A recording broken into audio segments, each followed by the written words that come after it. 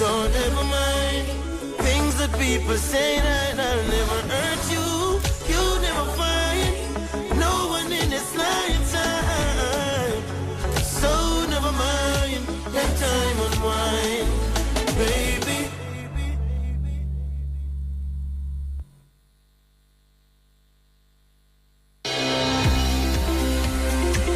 Chez nous, vous reviendrez aussi parce que ça marche à l'électrique. Bâche Petroleum.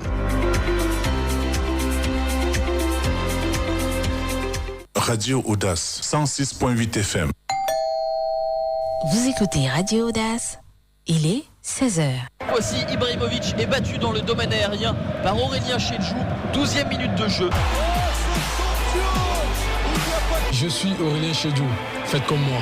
Écoutez Radio Audace, c'est sur 106.8 FM.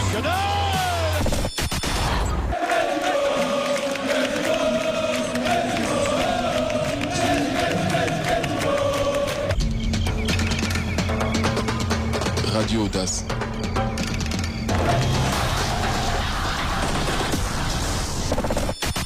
Je suis Henri Bédimo, faites comme moi, écoutez Radio Audace.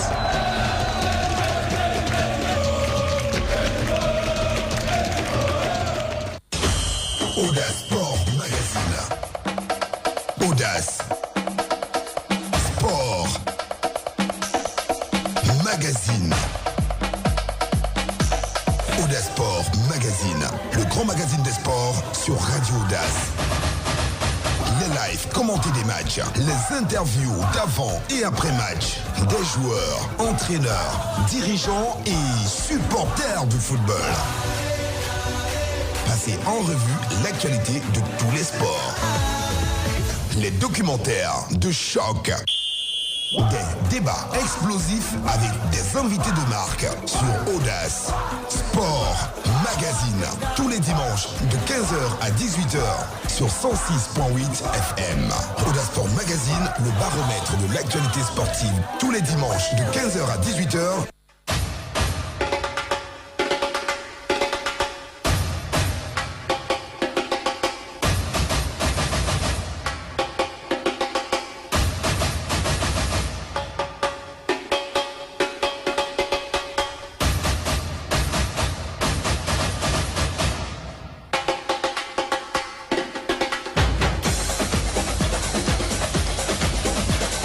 Amis sportifs, pour la boîme sur votre émission Audace Sport Magazine sur FM 106.8.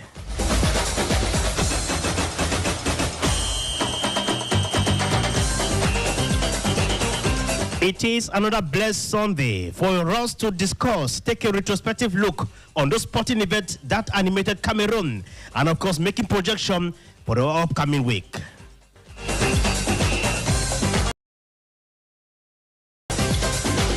In today's gentlemen, it is 2024. Oh yes, happy birthday to those of you who are celebrating your birthday today from my heart.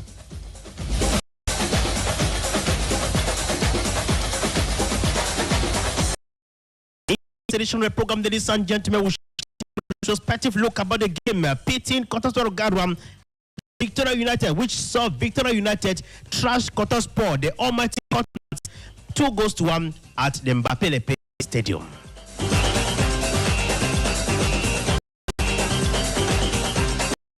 In today's edition again, taking a look at the place in Yaoundé, that was on Friday, Ministry of Sport to celebrate those who contributed in the different sports in the country.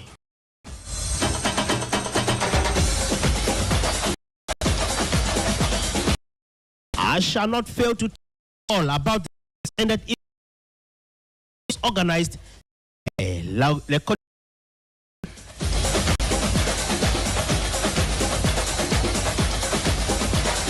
how dare of Senafok, which of course was talk about in our country, Cameroon.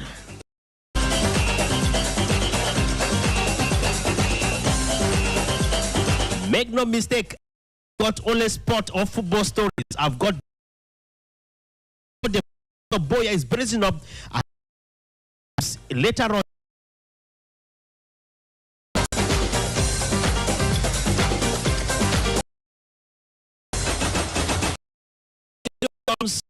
is Samuel Long. I call him Monsieur Le Maire. The microphone, you're getting the voice of Henry Wana. We shall be talking, be diving into the stadium to look at the game, pitting with Kotosoro Garwa. We shall be talking about other and that animated the week in the whole of sport. Don't you head trainer of Cameroon, Team Cameroon, was in Douala. He has just traveled back to Yaoundé after spending close to 3 days in the capital of Douala.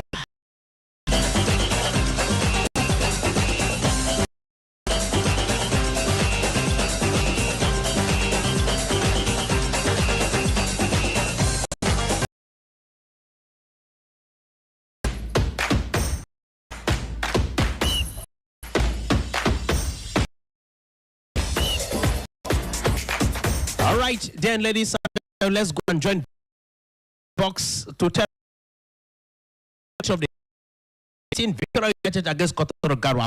All that game was retrospective look because Audace magazine is destined to take a retrospective look on the sporting activities that animated Cameroon and Africa. Why not the world every weekend? So relive that special moment when Victoria United of Limbem and then it is Victoria United, one game left.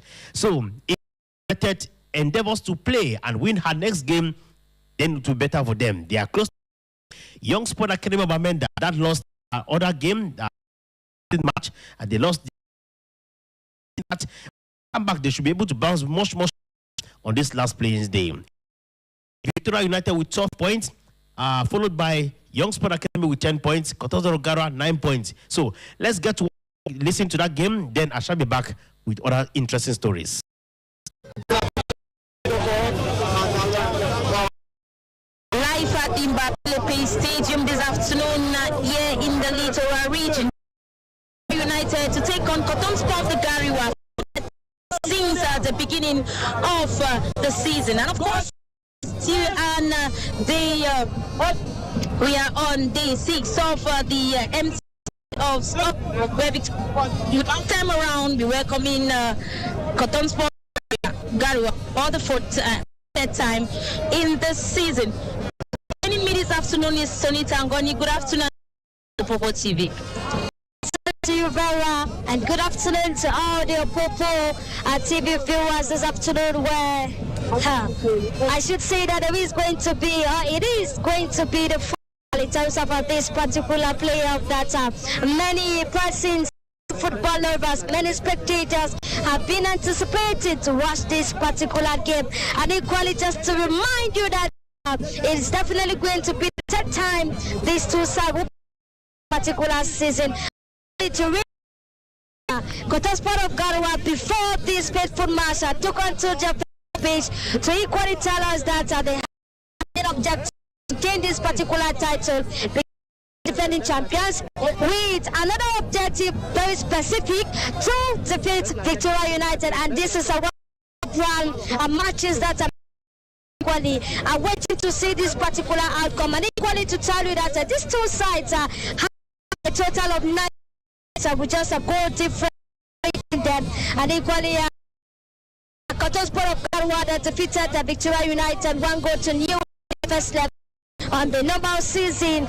The leg was at the Centenary. They picked up a draw. I'm sure we are to see that the game as this game is going on here. We also have young at the Bonamusa stage.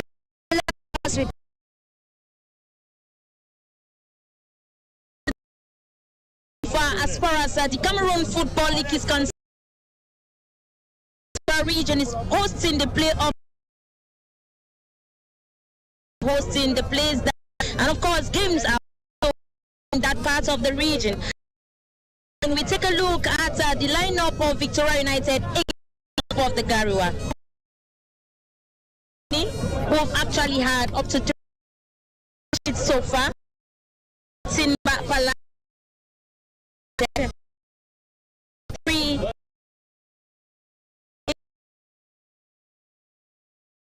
Number 6 Augustine Tandasi Fumbutu, jersey number 8, jersey number 10, Wilfred Neda, jersey number 5,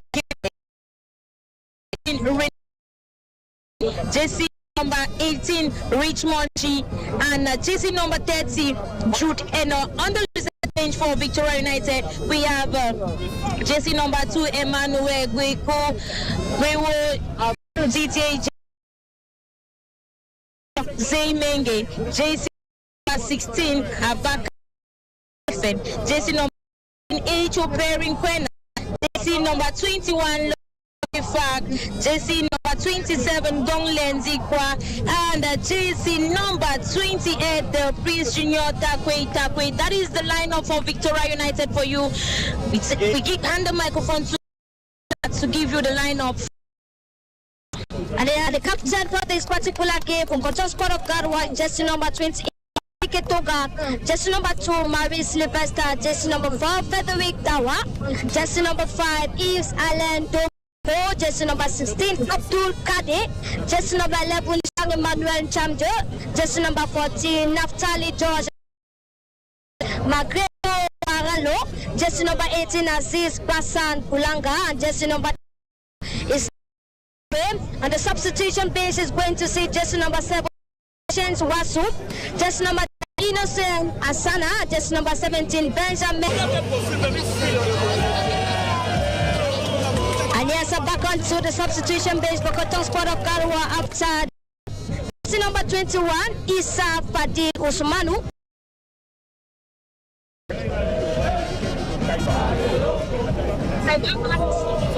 The last two meetings actually occurred, the head-to-head locks. Victoria United. The first one was in Gariwa, where Victoria United was beaten by 1-0 at the Centenary Stadium. It all ended 2-2 tie, and of course today it's another fresh to decide who actually beaten how many times. Victoria United has lost once and has a draw, has one against Victoria United, and that is to tell you that this afternoon, if Victoria United should win Victoria United against Cotton Sport Gariwa, and she also earlier draw your mind to the objectives of Victoria United of the season, which is championship, and beat Victoria United. Until after this, the 90th minutes of this encounter, that is when has obtained their objective, and that is Victoria United. That's the game. Back for few plays across to Bijik Donald. It comes back to Gumazwe at the defense tier. Munga Memu at the central defense. Across to J. Gilbert and forward to Fumbutu. But of course, it's Wilfred Neda couldn't get of the field of play. It's going to be thrown in for Cotton of Garua to be executed by Marie Madeleine. Sends a long one forward, and of course, Master comes in to take over, plays for there for Cotton. Not long ago, Victoria United gains possession. A 1-0 finds there from TQ, but ends the ball with Cotton Sport. We have Cotton Sport controlling into the 80-meter. Beautiful there. Beautiful one there for Jomini Parfait as he comes down. The atmosphere for Victoria United. Plays across to Bijik Donut at the right flank of the field. And back to Bijik and forward. We have Patrick that plays down to, and of course we their own sides. Long one forward there. Ngumas comes in with a header. Position, and of course we still have controlling foul against Bijik Donut. It's going to be a free kick advantage, a dangerous free kick at that in favor of Cotton Sport of Gariwa. We have two players of Cotton Sport of Gariwa anchoring at that spot And of course, we have Jig Donald and Truth Eno at the barrier line. In position by Germany Eric takes his time as we have Frederic.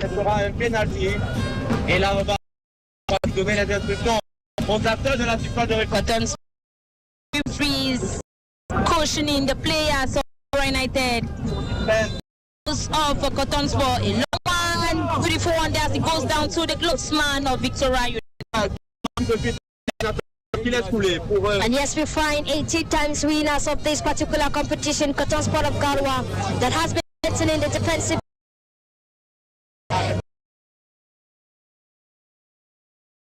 Why not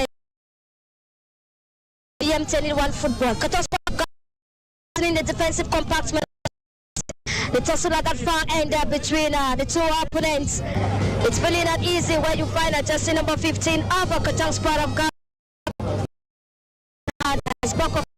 Up front, secure starts for Victoria United. BG back to Go Maxwell, and in Germany, who has a couple particular player about to his team. United, a one and upper field, finds Zay Gilbert at the right flank of the field.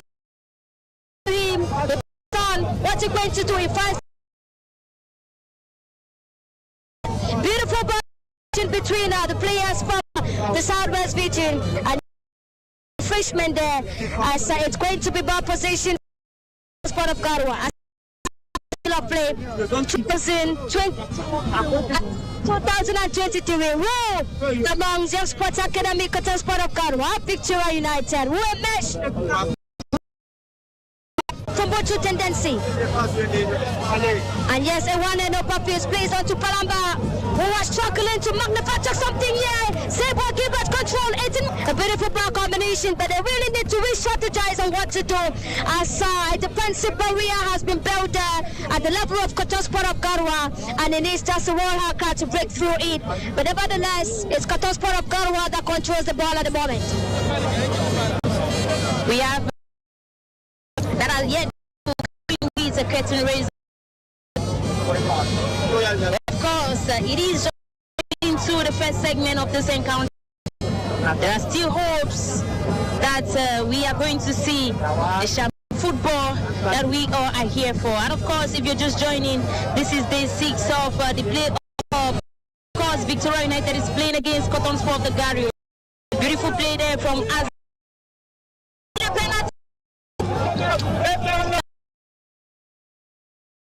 From Ngul Maxwell, 5.5 meter sports kick there for Victoria United. Vera, a lot of pressure, especially from our spectators this afternoon. Everyone came to this field today to watch Cotton Sport of the Garwa obtain their objective. It's Victoria United, but at his defense tier, denying Cotton Sport opportunity to obtain their objective. Into the field of play is going to be another 5.5 meter sport. Mini perfect at the cut from his own backside forward to Bijik Donald, and of course the shoot is going up. He controls a long one into the penalty post to find Richmond G. Beautiful control there from Richmond G. But of course the defense here was there to give seats to their goalkeeper. He deserved. We see Victoria United Bijik Donald once more, and of course it's back alive, but it was out of the field of play. Corner kick advantage for Victoria United. We're talking about the first one. Yes, of course. Exactly. It's been from one pressure moment to another, especially from the both side. But at this moment, an opportunity. Especially when they know how fast the guys from the northern region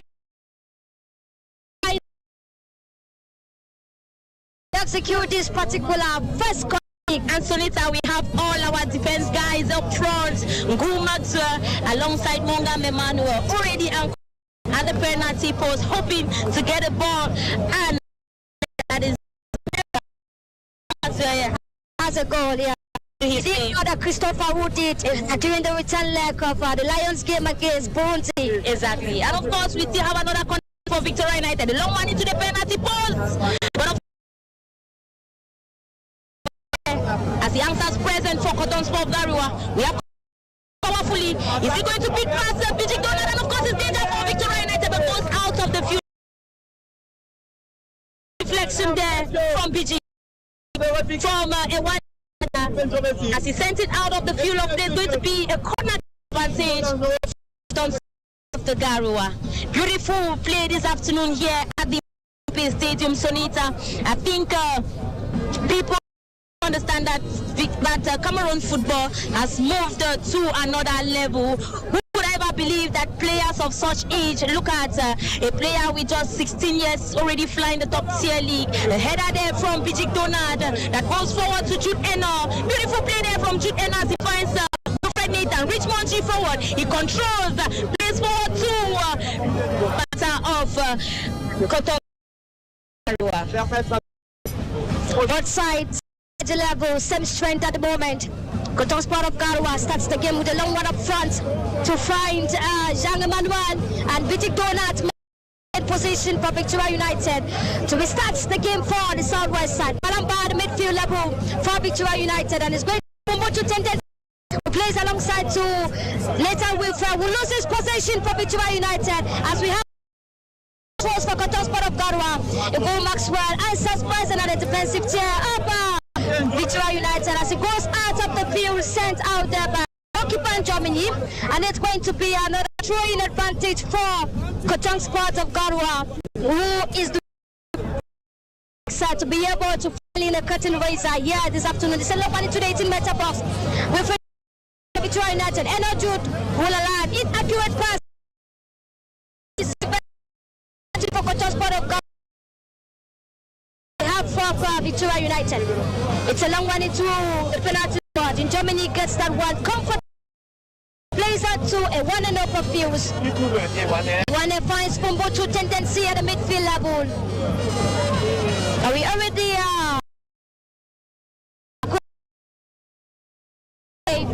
where the first one ended in favor of Stade Rennais, beating Dynamo 1 goal to nil. Good end at the far end of the field, controlling for Victoria United. Balamba to Nathan, and it's a long one. It goes above the goal post. Beautiful attempt, and not well maximized. I think such of these opportunities is definitely going to hit.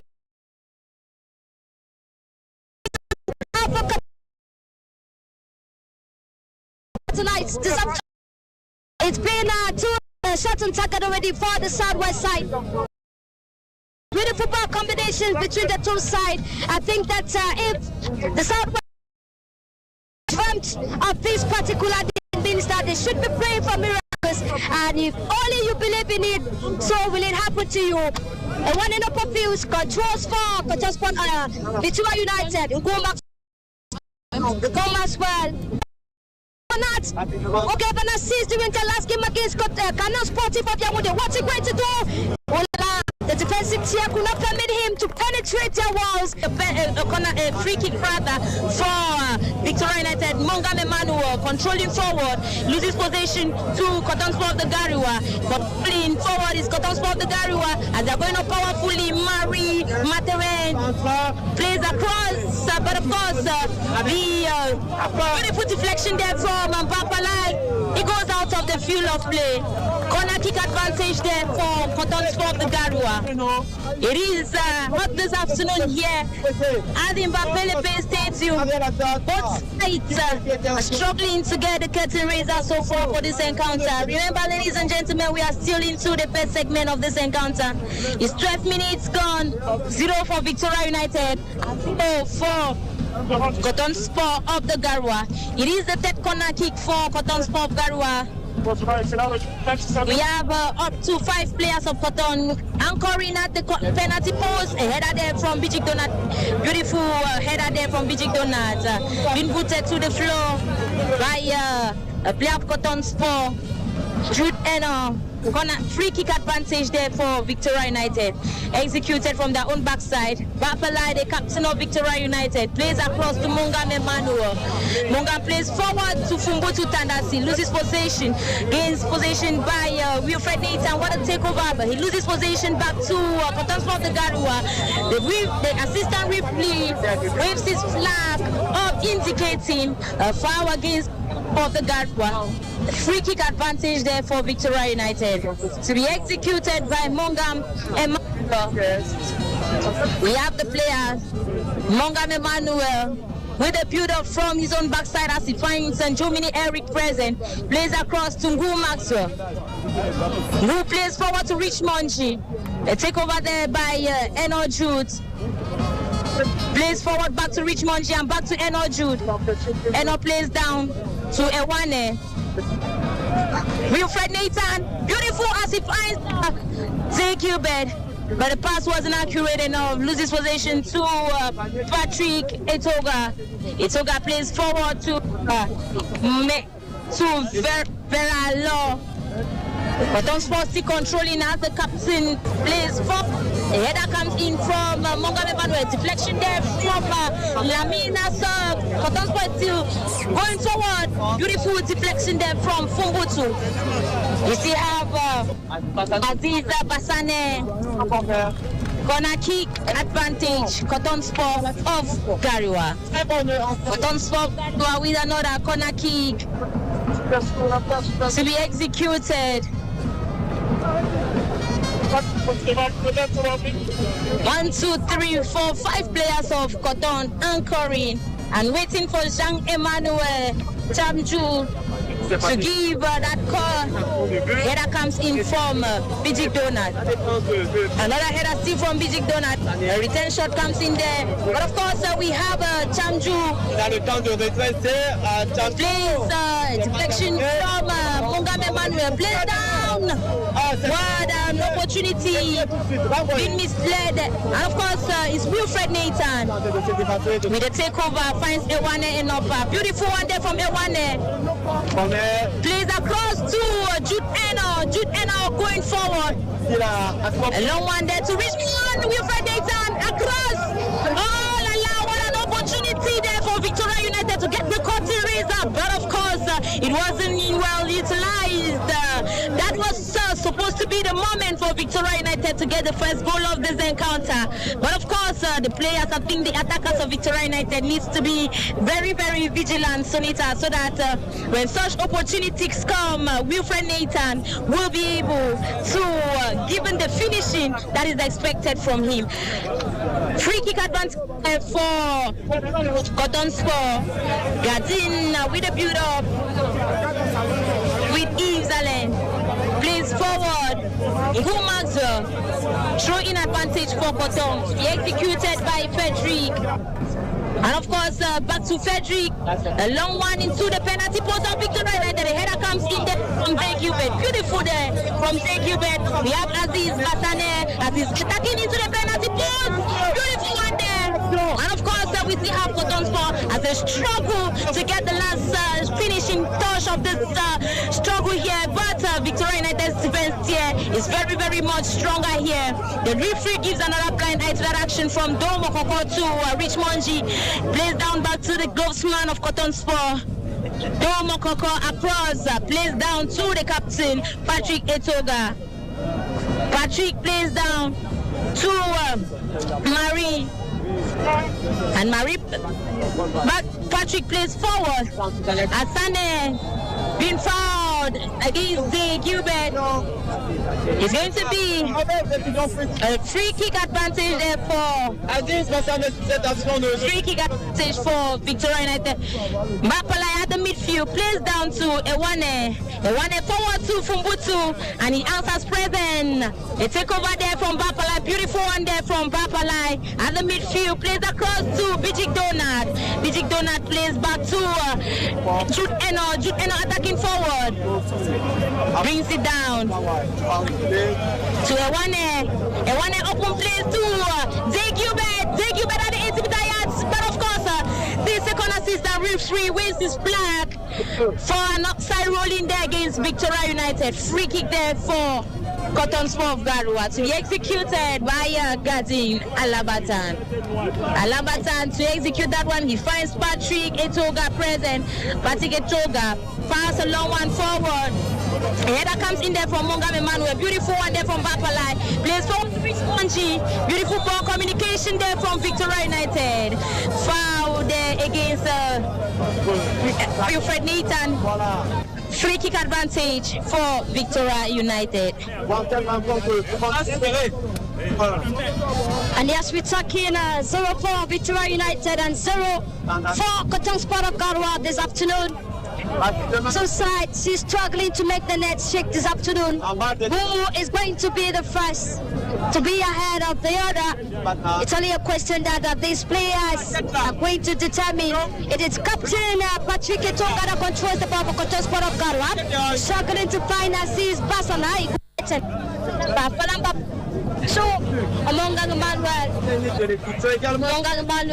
who has equally signed his name in terms of the defensive compartment of Victoria United this year. With a solid ink that cannot be removed, and looking at a lot of saves that he has done for the side. It's going to be a wide and upper field controlling at the midfield level for Victoria United. But to tendency is still him, and the captain Patrick Ansas present to deflect that out of a danger for Cotton Sport of Garua. It's going to be the Cottonite controlling at their own back. It's a long one up front to find Sylvester. Arada Lamid Awulala, he gets to the glove of Victoria United. Germany Eric, who plays Tungo Maxwell, and go finds the captain Balamba. Two sides struggling to create chances here. What strategy, what ingredient is needed to spice it up? Is only what is left at the moment, especially with opportunities. The person happy, do not be taken at the end. It's a long one. Awulala, the first goal. It's a goal. It's a goal. Rich Manity, it's a goal! Beautiful ball combination from Bridgeton right up to Rich Manity to secure the 17th goal this season. Beautiful execution, well finished, and yes, the miracles come. Yes, it was spectacular. It's a one that finds the nets for Victoria United, and one for the Sunway side, and 0 for Cotton Sport of Garua. Combination there for Victoria United. Beautiful game control there from Pidgey Donald. You saw Pidgey Donald relentlessly as he marches forward. He didn't give up at any point. Victoria United comes in with the curtain raiser of this encounter.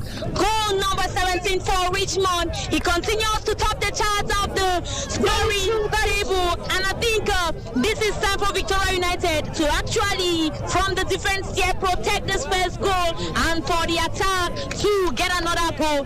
This is not enough. I think at this point, Cotton Sport need to rethink of their objectives to beat Victoria United and, of course, become champion of this year's season. We think of Victoria United, if this game to end like this, Victoria United is going to be the table with 12 points, while Young Sport is there with 10 points. And of course, we come back to the field of play, ladies and gentlemen, this afternoon here at Mbapelepe Stadium, as Victoria United gets the first goal of this encounter, the 22nd minute of play. We have free kick advantage there for Cotton Sport Garua, and to be executed by Marie Martinez Sylvester. Takes his time to fall a long one into the penalty post. The header comes in from Jay Cupid, and of course we have a rebound there from Jason number 4, but it goes out of the field of play of target.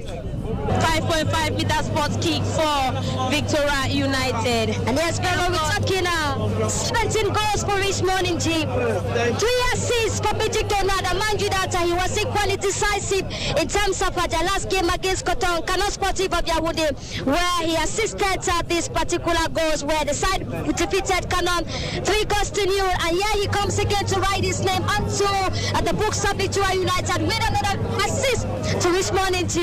I think that these players have a lot to offer this afternoon in terms of this particular game. And it has been Cotton Sport of Garwa threatening that Victoria United definitely got the goal with that beautiful ball combination between Bejic and Richmond NG. And indeed, Richmond NG once again raised these fans onto their feet after so many minutes of play into this particular encounter. And this is a beautiful champagne football here in the Mbapelepe Stadium. Victoria United taking on Cotton Sport of Garwa for the third time.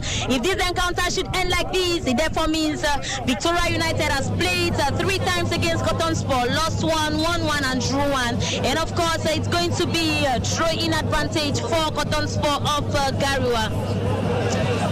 The referee indicates a free kick and it's going to be executed by Marie Martinet. He gives opportunity to Patrick Etoga to execute this free kick for Cotton Sport of Garwa. Patrick Etoga has been very, very formidable this afternoon with his side, Cotton Sport. But of course, the brilliant and swift young stars of Victoria United were vigilant enough to use the opportunity that he had to get the curtain raiser of this encounter. We have Victoria United controlling. Maxwell plays behind, finds his captain Bakbalai. Bakbalai plays across to Wilfred Nathan. Wilfred Nathan back to Mungam Emmanuel. Mungam Emmanuel has been one of the best defenders of Victoria United so far this season. He gives in his utmost energy to make sure that the defensive measures he needs have been put in place. A takeover there from Jude Enob and loses possession. We have Cotton Sport attacking towards the goal post of Victoria United. A takeover there by Maxwell finds Jude Enob present, plays down to Bijik Donat. The guy with the assist of this encounter, Bijik Donat, brings it behind to Maxwell. Bakpalai opens play there at the midfield as he plays back to Enopa Ewane.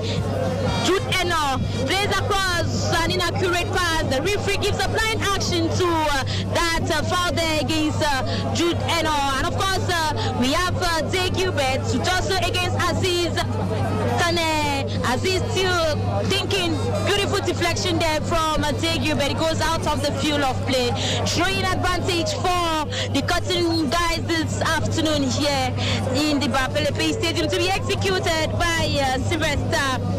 He fires the long one into the penalty post. The header comes in there from Maxwell. A takeover by Fumbutu Tandasi to find Wilfred at the midfield, loses possession. And of course, we have Etoga that takes over and plays across to Frederick Dawai, playing across his Bijik Donat with the takeover as he finds Jomini Parfait with 3 beautiful saves here this afternoon. And Jomini Parfait sends it out of the field of play. Throw in advantage there for Cotton Sport of Gariwa, who are currently down by 0 goal to 1 for Victoria United. Throw in executed at the far flank of the field. Dawai sends a long one into the field to find Jean Emmanuel. But of course, we still have Bijik Donat resisting the likes of Cotton.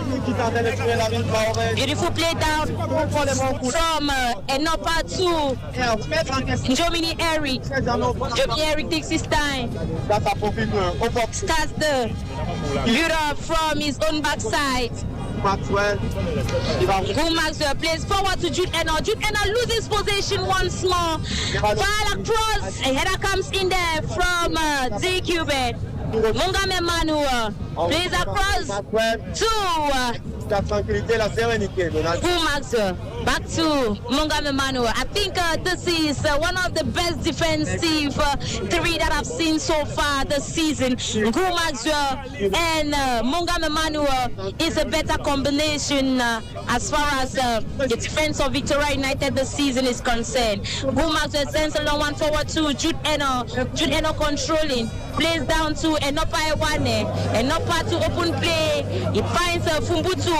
The takeover comes in there from Cotton Sport by Abdul Keida. Atanga plays across to Frederick Dawa as plays forward. A long one forward. Caught in an offside ruling by the assistant referee. Free kick advantage for Victoria United. And yes, sir, it's still 0-0 at the Bonamoussadi Stadium between Young Sports Academy and Canon Sportive. Equally, where these two sides, the decision that way equally is going to affect this one and this way. But at the moment, it's a calm atmosphere here, especially for Victoria United, who has already netted one goal for this particular encounter. And the pressure rather is on Cotton Sports, who is struggling to find some lapses in terms of the midfield and the defensive tier of Victoria United. But these players are not letting them go on easy as they remain in control of the ball at the moment. Beautiful take over there from Marie Sylvester, who sends it out of the field to reduce the level of pressure at the defensive tier of Cotton Sports of Garwa. It's going to be throwing advantage for Victoria United, and BG equally has been very, very instrumental in this particular game with a lot of saves, especially into the penalty box of Victoria United, where I think a couple of about 4 headers that sent it off danger for Victoria United. And Cotton remains in control of the ball at the moment. What are they going to do?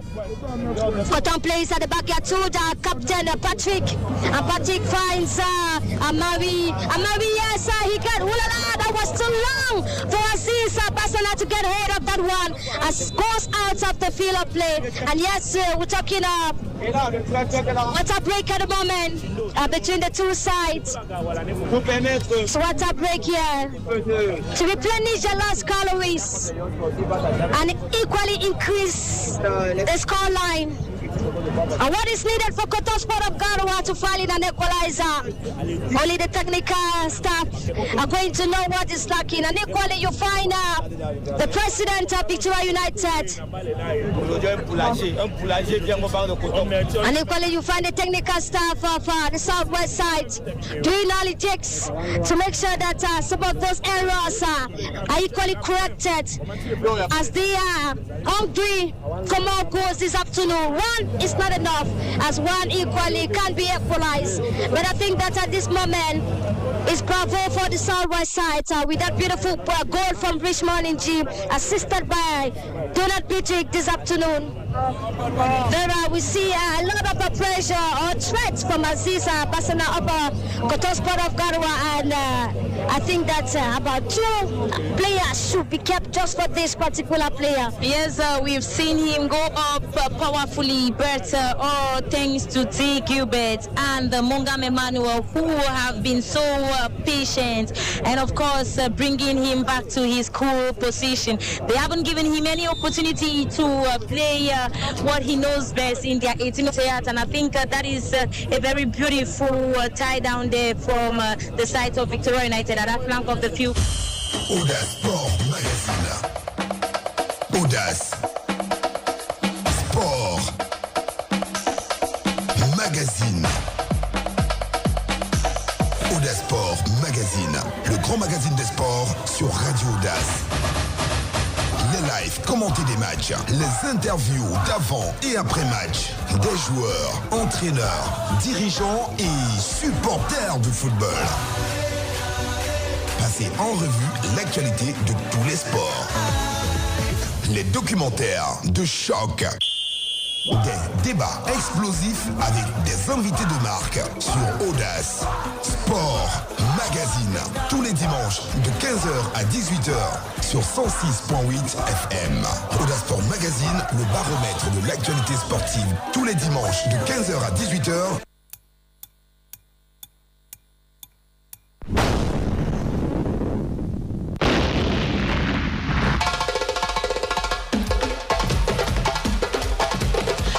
Petroleum recrute pour ses stations-service.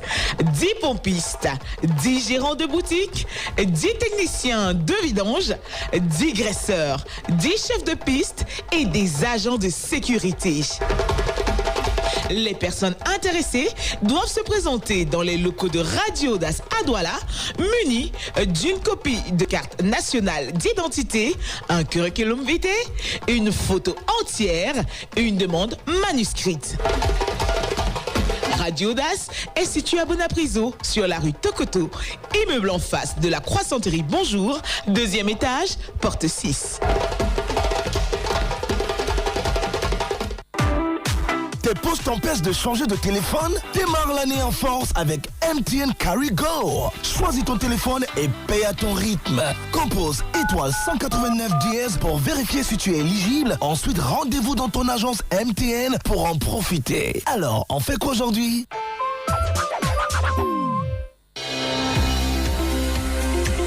Chez nous, vous reviendrez aussi parce que ça marche à l'électrique. Bâche Pétroleum.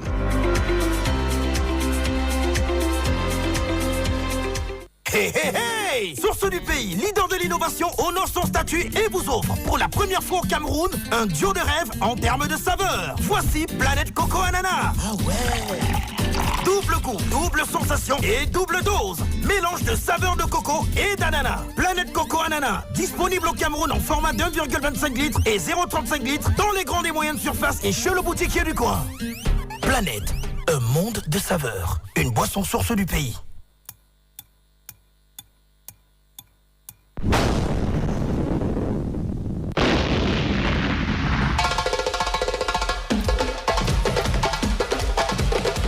Petroleum is looking for the following positions for the need of its services: 10 pump attendants, 10 store managers, 10 emptying technicians, 10 greasers, 10 track leaders, and security guards. Interested persons must provide a national identity card, a curriculum vitae, and a full picture. The above-mentioned documents, as well as handwritten requests, must be submitted to the Audace Radio Building, located in Bonapriso, Douala, on Tokoto Street, opposite the grocery shop. Bonjour.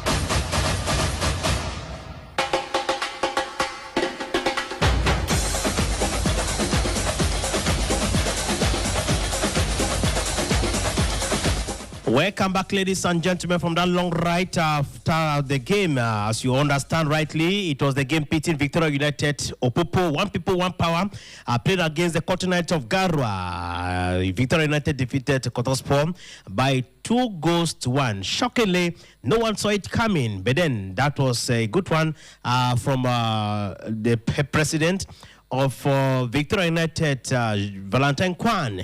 Now we are going to have the reactions of the actors of the game pitting Victoria United and Kotosoro Garam, and I shall be back to give you the general result and the standings so far.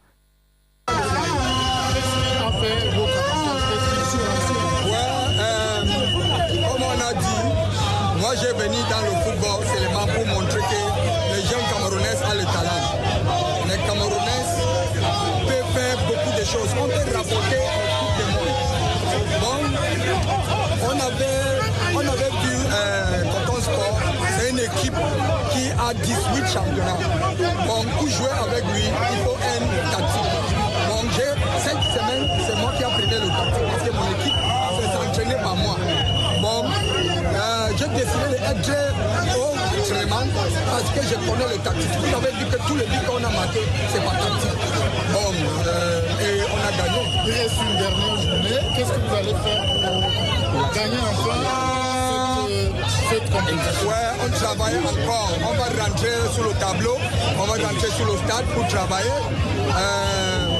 Mon équipe, comment c'est une jeune équipe, ils ont un peu peur, à un certain moment, ils pensent qu'ils ne peuvent pas jouer. Mais j'ai confiance dans l'équipe, ça va aller. Mr. President, what happened during the match and what tactics did you use? Well, my system I play was 4-1-3-1. No, 4-2-3-1. 4-2-3-1. So the boy have to conserve the the ball and make a lot of passes. I asked them to make 13 passes, and in this match during the first half they make 703 passes. So it shows that we took the game in the first half. President, you must be very happy that almost at the tail end of winning the championship this year. Well, I am not over happy because I'm not a happy man. I like working. I work every day. I try, I only ask God to give me the strength and the intelligence to do the work. I like to raise young children. I want to make Cameroon and the young people feel home again. Cameroon is a blessed country. We have intelligence. We have everything. I know we will struggle to make it. By the grace of God, we can. Because I don't want to say anything in front of you. But, let's hold our hands and see the last day. Thank you very much. Nous avons préparé ce match. Déjà qu'il nous fallait gagner cette rencontre et les coéquipiers et moi nous avons travaillé pour ça. Et nous avons vu aussi les supporters derrière vous. Est-ce que c'est une force supplémentaire pour vous? Oui, au propos, c'est une équipe mystique de l'île. Et chaque fois qu'il y a match, nos supporters, notre deuxième joueur, et nous les remercions pour ce fameux public. Vos ambitions? Nous voulons gagner ce championnat et aller en Champions League. C'était quoi le message envoyé aux supporters dans la célébration du but? C'était pour les montrer, cherche-les, pour les montrer qu'ils sont où. Donc c'est un match qu'on a préparé depuis longtemps. J'ai attendu ce ballon et à la dernière j'ai dit là, je vais faire ça et je vais marquer. The guys were like 2 games played, 2 victories. What's the plan for this season? Comme je l'ai dit tout à l'heure, nous voulons gagner ce championnat et chaque match doit être une finale. Merci. Bonjour. Oui, Avril, bon après-midi. Ce match. Oui.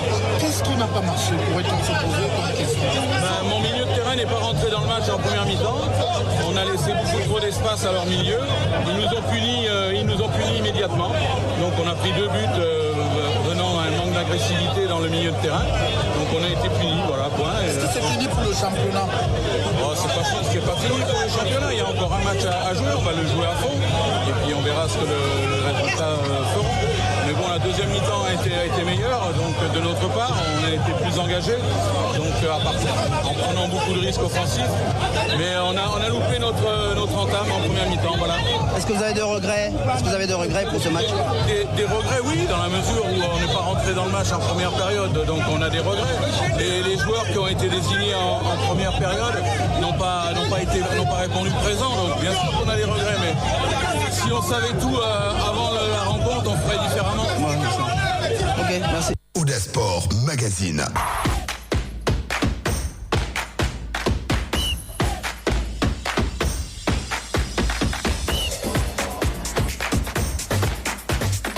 Very important, ladies and gentlemen, we got it all from Valentine Kwan, as well as who is the president of Victoria United, Nathan Douala, and of course the head trainer of Kotosoro Garwa, who shared their sentiment after that particular game. Now, permit me give to you the general results recorded last Friday. As far as the playoffs, Douala Pool was concerned, we had Dynamo that fell Canon of Yaoundé against Young Sport Academy. Remember that if at all, Young Sport Academy would have picked up a win against Canon of Yaoundé, then it would have been much more better for them because they were leading the pecking order. And of course, at this point in time, it becomes very, very complicated because it is Victoria United that is leading. Now, let's talk about a little bit about the game pitting Young Sport Academy against Victoria United. There are certain things that many have been talking about. Canon Sportif of Yaoundé clinched their first win of the season with a 1-0 victory over Young Sport Academy amidst the backdrop of contentious officiating. The sole goal came from a penalty by Paul Henry Chinky following a handball incident involving Hamid Hamza. The match's conclusion was overshadowed by disputes from Young Sport management and fans who vehemently cautioned the referee's decisions throughout the game. In a match that will be remembered as much for the officiating as for the play on the field, Canon Sportif of Yaoundé secured a much-needed win against Young Sport Academy at Bonamusa Stadium on Friday, April the 12th, 2024. The games only goal was scored by Paul Herin Chike from the penalty spot in the 44th minute of play during the first segment of the game, sending the Papum boys into a celebratory frenzy. However, the victory was not without its share of drama. The first 20 minutes saw a series of dubious calls from center referee Mr. Tani Shadrack, who seemed to unsettle the young sports players and potentially influence the game's outcome. Canon displayed superior confidence, maintaining better ball control and exerting stronger pressure on their opponents, although their execution from set pieces left much to be desired. Despite these shortcomings, Canon's persistency paid off, marking their first win after a disappointing streak of 2 draws and 3 losses. On the other hand, Young Sport faced their second defeat following 2 wins, 1 defeat and a draw, a setback that has significantly dented their title aspirations. The contentious nature of the match reached a boiling point post-game, with Young Sport management, referees and fans embroiled in heated debate over the legitimacy of the calls made on the field. The referee's performance, particularly in the first 20 minutes, was widely criticized for what many believed were wrongful calls that adversely affected the psychology of the young sport players. These early decisions seemed to set the tone for the rest of the match, with Young Sport Academy struggling to regain their composure and Canon capitalizing on their opponents' disarray. Under the relentless pressure from Canon's forward line, the Young Sport defense faltered and succumbing to a critical error. In a moment of disarray, the defenders failed to clear the ball effectively, allowing Canon to regain possession. The subsequent cross by Canon took an unfortunate deflection, striking the hand of Young Sport Academy defender within the penalty area, leading to a decisive penalty call. As the final whistle blew, the atmosphere was charged with tension, and the referee required an escort off the pitch, a testament to the high stakes and passion involved in this MTN Elite One playoffs encounter. For Canon, the win is to save face after a disastrous playoff up. While for Young Sport Academy of Bamenda, the controversial defeat has left a bitter taste and questions about what might have been if not for the referee's contentious calls. With this outcome, Young Sport Academy stays on 10 points after six games, while Canon of Yaoundé had 5 points. The first position is held by Victoria United, who defeated defending champions Kotasoro Garwa 2-1 at the Mbappé Lepe Stadium. Looking at the standings so far, Samuel Elong, it is, like I said, it is of course Victoria United that is topping the pecking order so far at this point in time, which of course has become very, very challenging. Young Sport Victoria United with 12 points, Young Sport Academy 10 points, Kotasoro Garwa 9 points, Start Run of Melong 9 points, Column of the Jai Lobo 8 points. On the rock bottom, it is Garzel, it is Canon of Yaoundé 5 points, Dynamo of Douala with just 3 points. Audace Sport Magazine.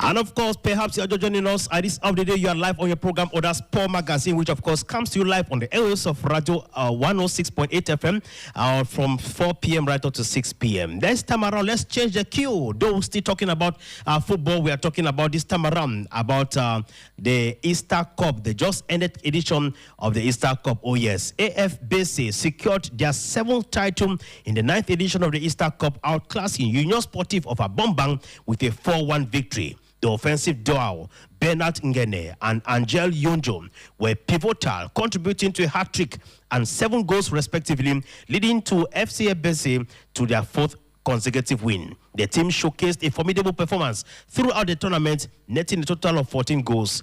The Easter Cup has once again been a stage for an extraordinary, as AFBC claimed their 7th sacrament in a decisive 4-1 victory over the Americans of the East region, Union Sportive of Abombang. The triumph marks their 4th consecutive title in the prestigious Patricia Betulu Esther Cup played at the Unification Annex Stadium on Friday, April 12, 2024. The final was a testament to Esther Bessim's offensive prowess, with Bernard Ngene stealing the show by netting a remarkable hat-trick, while his teammate Angel Yonjo added another to the tally. Yonjo and Dot, with number 9, emerged as the tournament's top scorer, having found the back of the net 7 times and delivering a crucial pass. Ngene, wearing the number 10, wasn't far behind, with 5 goals and a crucial pass of their own, earning him the title of the best player of the tournament. AFBC's journey to the final was no less dramatic. In a match that would decide the second finalist, AFBC faced Colombe under the relentless downpour in Douala. Despite the challenging conditions, these defending champions emerged victorious with a 3-1 scoreline, courtesy of Barra Tamas' goal and Yonjo's impressive double, although he did miss a penalty. Colombe's consolation came through Mesomo Jemen's sole goal. While FBC celebrated their victory, Colombe found solace in securing 3rd place by defeating Aigle of the Menua. The under-18 team of Colombe Sportif of the Jai Lobom also had reasons to cheer, clinching their 3rd place in the tournament. Eko Tindi Willie, the young talent between the posts, was recognized as the best goalkeeper of the event. The team's offensive strength was further highlighted by Basong, Berry, and Atangana, who each scored 2 goals and featured among top scorers. The 9th edition of the Easter Cup concluded with AFBC standing tall as the undisputed champions that their name etched in history once more. The remarkable 14-goal tally is a clear indicator of their dominance, and with such a display of skill and teamwork, they have set the bar very high and very, very high for the next contenders. Now, let's get the actors react after a beautiful finale we witnessed on Friday. Un bilan ultra positif. D'abord, nous avons eu la chance que l'organisation mise en place ait marché convenablement, malgré quelques intempéries de pluie. Tout a bien marché. Le public a répondu présent, ce qui était une autre satisfaction. Et le but principal de ce tournoi-là, c'est le jeu des jeunes talents du football du Cameroun. Et je pense que pendant une semaine, ces jeunes ont développé du beau football. La preuve, c'est l'enthousiasme du public qui assistait à chaque journée. Donc nous sommes très satisfaits de ce tournoi qui vient de se dérouler. On va y travailler, mais déjà, il ne faut pas manquer de signaler les directs qu'on a vécu lors de cette édition, grâce à une télé partenaire qui a quand même diffusé en direct les après-midi les 3 matchs de la première journée, les 2 demi-finales d'hier et la finale d'aujourd'hui. Ça a donné quand même un envol important à ce tournoi sur le plan de la visibilité pour ceux qui sont à la maison. On réfléchira pour voir comment on va aller plus loin les fois prochaines. Mais il ne faut pas qu'on manque de dire réussir à faire ce que nous venons de faire en une semaine, dans une ambiance où le football camerounais a énormément de polémiques, a une chose qui doit nous satisfaire tous, de dire que notre football est une chose qui doit nous rassembler, arrêter de nous diviser. Ce qui doit nous rassembler, c'est le talent des footballeurs camerounais, c'est tout ce qu'on a vu comme plaisir que les jeunes footballeurs ont pu donner à nous tous. C'est ça qui doit nous rassembler. Il faut vraiment que demain, les divisions de notre football, qui en plus, vous avez vu, nous empêchent de faire de bons résultats, que ces polémiques-là soient derrière notre football. Très satisfait. La compétition était difficile. Les matchs, même si le score de la finale peut paraître flatteur, on a d'abord été efficace en finale. On n'a pas dominé l'adversaire outrageusement. Et tous nos matchs durant cette compétition ont été difficiles. Et vraiment, ça a été relevé cette année, avec beaucoup de surprises. quand on sait qu'à la fin de la deuxième journée, tout le monde quasiment pouvait se qualifier encore pour les demi-finales, voilà, ça reflète un peu déjà, ça donne une idée du niveau de la compétition. Une nouvelle équipe qui arrive et qui fait finale, c'est bien, c'est intéressant. Une autre équipe qui arrive, qui fait demi-finale, c'est bien.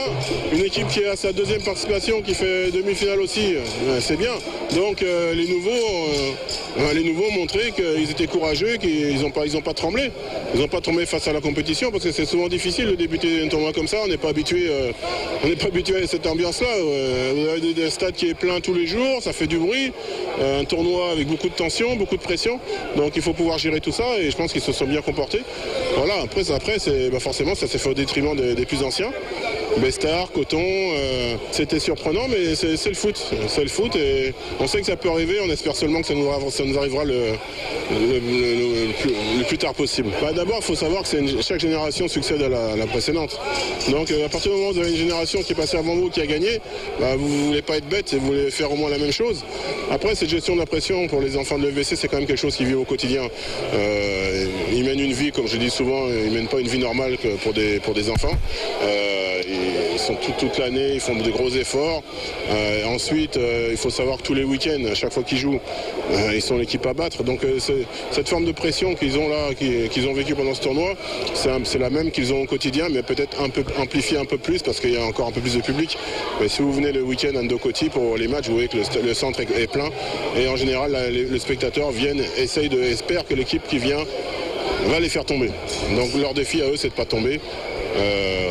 J'avoue que ça n'a pas été facile cette année parce que je crois que la pression les a quand même un peu envahis sur les premiers matchs et je crois que c'est après ce troisième match de poule qu'ils ont commencé vraiment à afficher leur niveau. Alors MG, l'année prochaine sera la 10e édition. Vous êtes au cœur de l'organisation de cette 10e édition. Est-ce que vous préparez déjà des surprises? Est-ce qu'il y aura des clubs internationaux, des équipes surprises?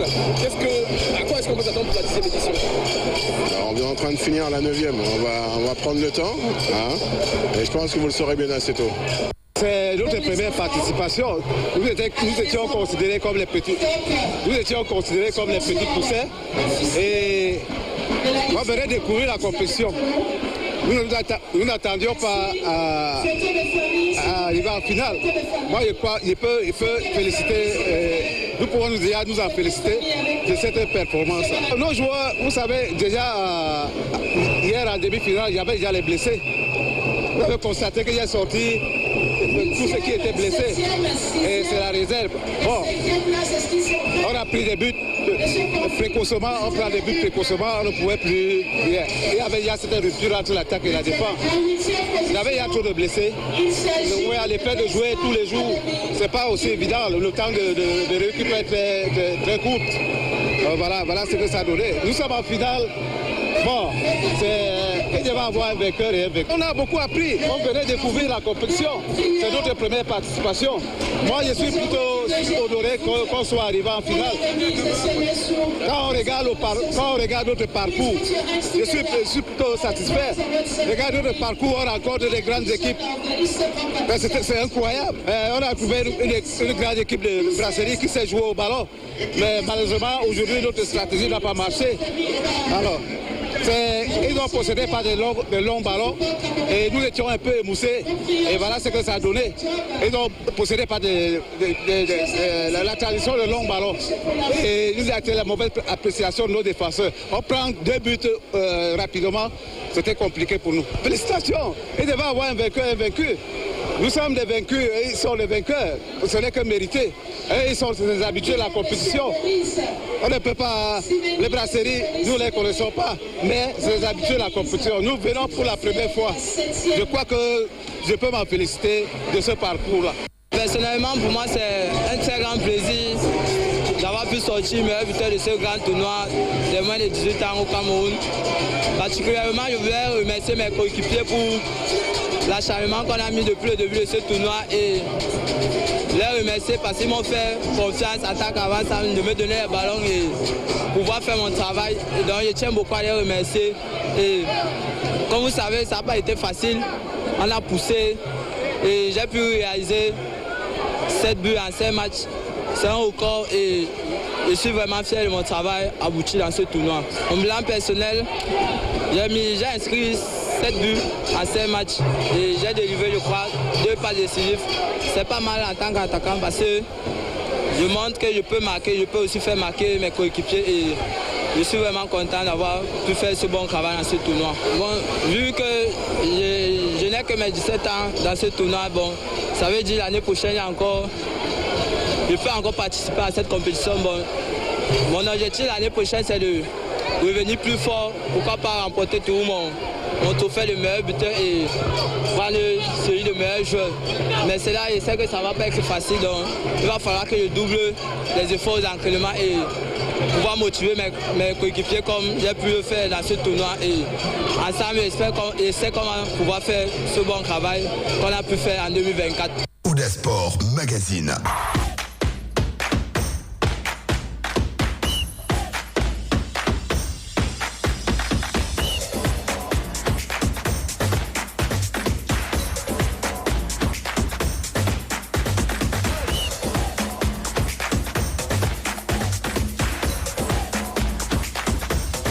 Welcome back, ladies and gentlemen. That was it for Easter Cup 2024. Let's meet again next year, inshallah, for the 10th edition of that beautiful tournament, grouping footballers from different academies drafted from the different parts of this republic at the under-18 level. It's rather unfortunate that our own under-17 national team were being eliminated from the tournament, given that they were hoping to use it as a testament for the All-Africa Games coming up in later this year in November. Rather, the UNIFAC tournaments are coming up later on this year in November. So we move over to the next issue that caught our attention, the world of sport.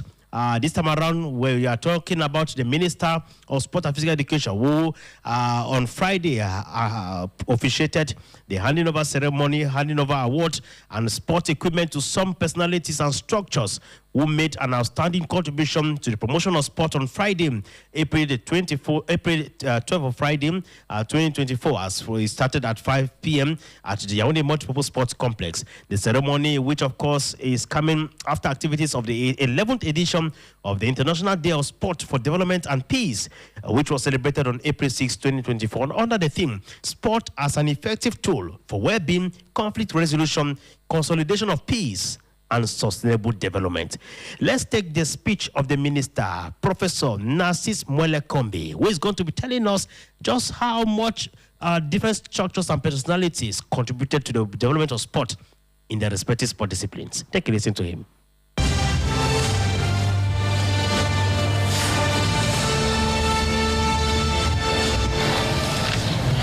Monsieur le ministre du Travail et de la Sécurité sociale, Monsieur le représentant du ministre de l'Éducation de base, président de la Commission nationale pour l'UNESCO, Monsieur le directeur du bureau multisectoriel de l'UNESCO en Afrique centrale, Madame la représentante du ministre d'État, ministre de l'Enseignement supérieur, Messieurs les secrétaires généraux de ministère, Messieurs le président du Comité national olympique et sportif du Cameroun, Monsieur le représentant du gouverneur de la région du Centre, Monsieur le représentant du maire de la ville de Yaoundé, Messieurs l'administrateur de l'ONES, Monsieur le directeur de l'INJS, honorables membres du Parlement, Monsieur le président du Comité national paralympique camerounais, Madame le membre du Comité international olympique, Mesdames et Messieurs les responsables du ministère des Sports et de l'Éducation nationale et représentants d'autres administrations partenaires, Mesdames et Messieurs les responsables des fédérations sportives civiles nationales, distinguées personnalités en vos grades, titres et qualités respectifs, je vous salue. Le Cameroun, de concert avec la communauté internationale, a célébré le 6 avril dernier la 11e édition de la Journée internationale du sport au service du développement et de la paix, sous le thème « Le sport comme outil efficace de bien-être, de règlement des conflits, de consolidation de la paix et de développement durable ». La présente cérémonie de remise des awards et du matériel sportif aux personnalités et structures qui se distinguent particulièrement dans la promotion du sport et de l'éducation physique constitue l'épilogue d'une série d'activités techniques, scientifiques et culturelles organisées du 1er au 6 avril dernier en collaboration avec les partenaires nationaux et internationaux. Aujourd'hui, à travers le monde, le sport a atteint un niveau de développement phénoménal. Son impact sur les sociétés, sans considération de couleur, de religion, de sexe ou d'âge, lui octroie un incroyable potentiel de mobilisation. Cette puissance fédératrice inégalée lui confère une grande aura et une forte responsabilité, celle de se mettre au service de la paix dans un monde tourmenté par des conflits de toutes sortes. C'est la raison pour laquelle l'Organisation des Nations Unies a consacré le 6 avril de chaque année comme journée internationale du sport au service du développement et de la paix. Pour les Nations Unies, cette journée est l'occasion de reconnaître le rôle positif que les activités physiques et sportives jouent dans les communautés et dans la vie des populations à travers le monde. En se joignant à la communauté internationale, dans le cadre de cette célébration, notre pays, notre cher et beau pays, le Cameroun, adhère à cette vision humaniste et généreuse du sport en tant qu'instrument d'éclosion et de promotion de la paix et du développement durable. En effet, le gouvernement de la République concrétise, sous la très haute impulsion du président de la République, son Excellence Polia, et la coordination du Premier ministre, chef du gouvernement, son Excellence Joseph Dion-Bouté, de nombreux projets et initiatives dans le domaine du sport, en résonance et en cohérence avec les objectifs visés par la communauté internationale en matière de développement humain, de santé et de paix.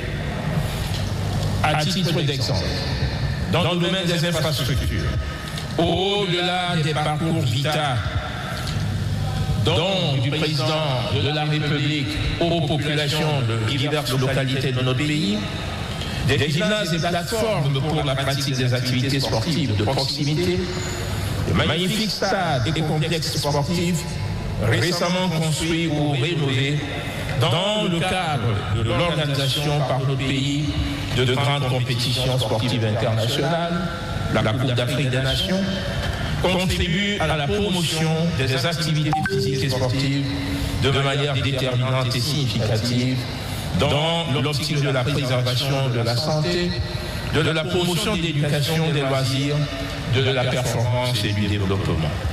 Ce faisant, notre pays offre un terreau fertile à l'épanouissement des activités physiques et sportives dans toute leur variété, leur multiplicité et leur diversité. Il entend les faire fleurir dans la totalité de leurs nuances précieuses, l'entièreté de leurs fréquences prestigieuses et l'intégrité de leurs influences généreuses, confirmant les propos du président Polia, bien connu. Au Cameroun, il n'y a pas de sport majeur, de sport mineur ou de sport réservé.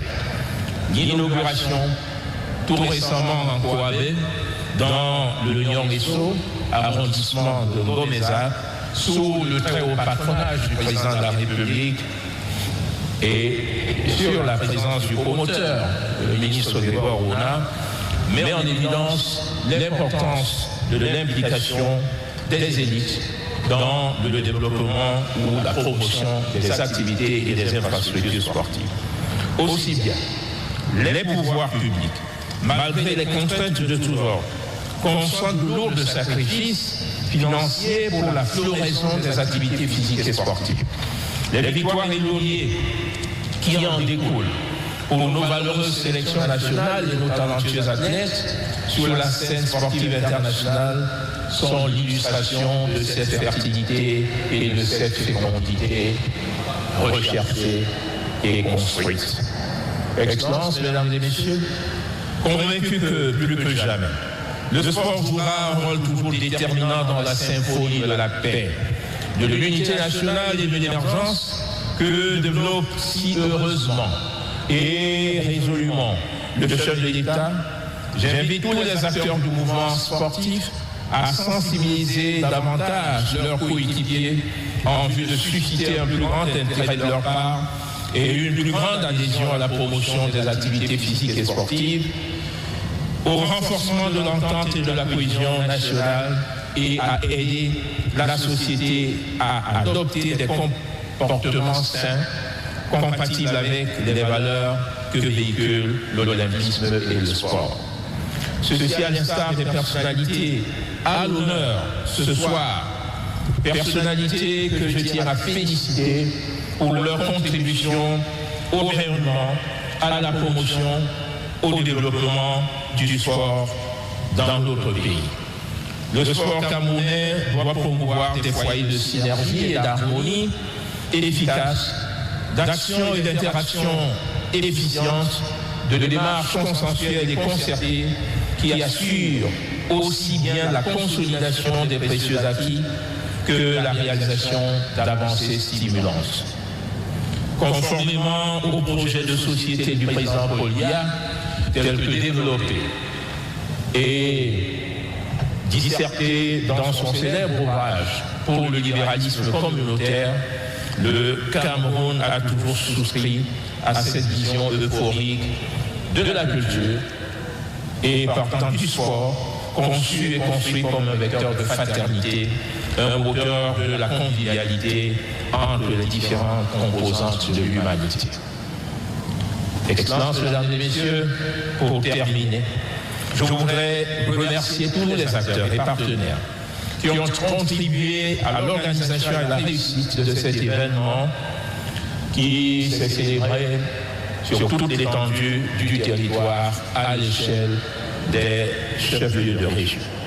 Je voudrais citer, sans être exclusif, la Commission nationale de l'UNESCO, le bureau Afrique centrale de l'UNESCO, dont je salue le directeur, la présidence du directeur, les collaborateurs, les entreprises citoyennes, et pour que vive la journée internationale du sport au service du développement et de la paix, vive le Cameroun et son illustre chef, le président de la République, son Excellence Ouidia.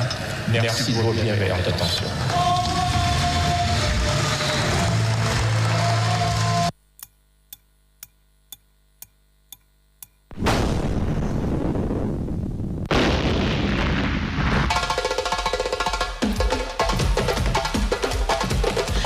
Petroleum recrute pour ses stations-service.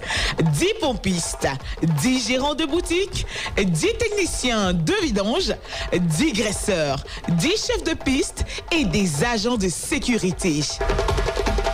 Les personnes intéressées doivent se présenter dans les locaux de Radio Audace à Douala, munis d'une copie de carte nationale d'identité, un curriculum vitae, une photo entière et une demande manuscrite. Radio Audace est située à Bonapriso, sur la rue Tokoto, immeuble en face de la croissanterie Bonjour, 2e étage, porte 6.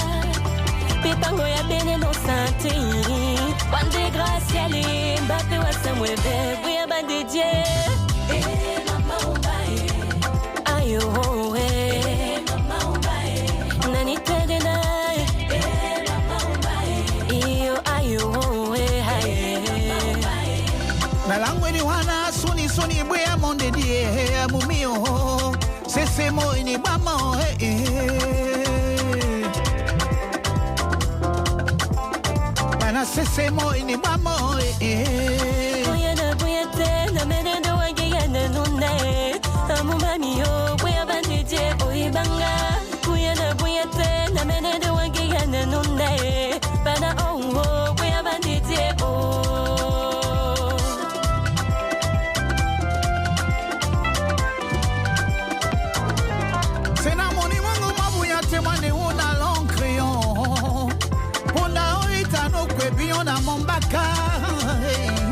Pagoya veneno santé.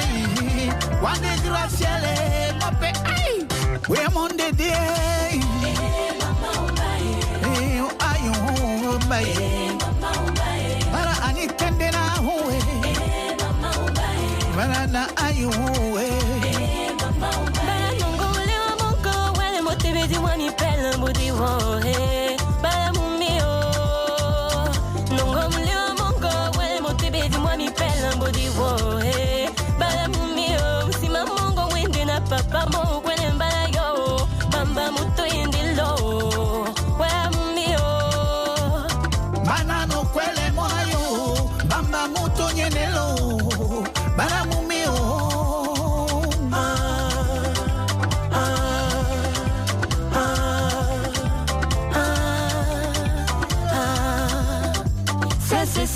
C'est ae. Bana c'est ae. Oh, ayo. Mama umbae. Ayo. Mama umbae. Nani tene na. Mama umbae. Bana bimba bitonie. Mama umbae. Wamudimbe anange ipube amumio. Wamudimbe anange ipube amumio. Diwaponya wapi bangeya mumio. Diwapomu mwanele dingeya mumio nae. Mama onae. Amumio. Balapita ne solembembe muleme ayo. Balabia ne pense de cesser mon amour. Oh mulema e. Oh mama omae. Radio Audace, 106.8 FM. Chez nous, vous reviendrez aussi parce que ça marche à l'électrique. Bâche Petroleum.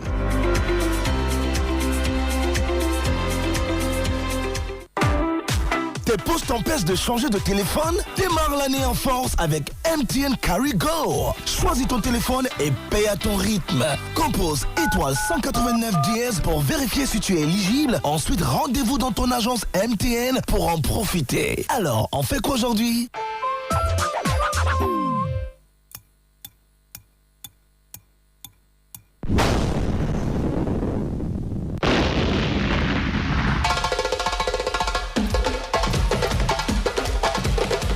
Petroleum is looking for the following positions for the need of its services: 10 pump attendants, 10 store managers, 10 emptying technicians, 10 greasers, 10 track leaders, and security guards. Interested persons must provide a national identity card, a curriculum vitae, and a full picture. The above-mentioned documents, as well as handwritten requests, must be submitted to the Audace Radio Building, located in Bonapriso Douala on Tokoto Street, opposite the grocery shop. Bonjour. L'eau sont frais, c'est frais. Comme moi, paye ta facture Kamwata avec MTN Momo sans gérer les frais. Compose étoile 126 dièse, puis tape 2. Alors, on fait quoi aujourd'hui?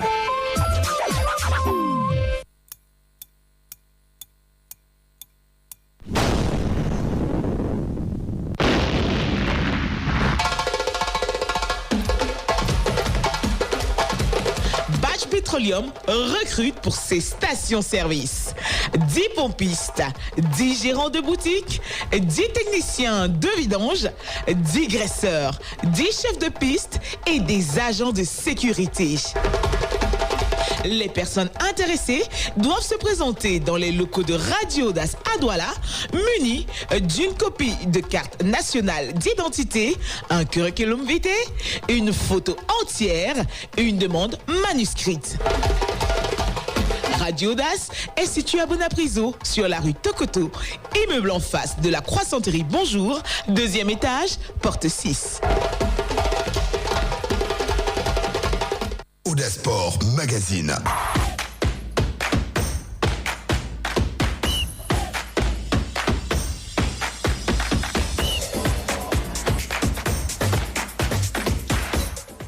Welcome back, ladies and gentlemen. You're still live on your program, Audace Sport Magazine. We are gradually but surely negotiating the last bend on today's edition of the program. But we've got plenty of news to tell you. In a moment, I shall be back. Audace Sport Magazine.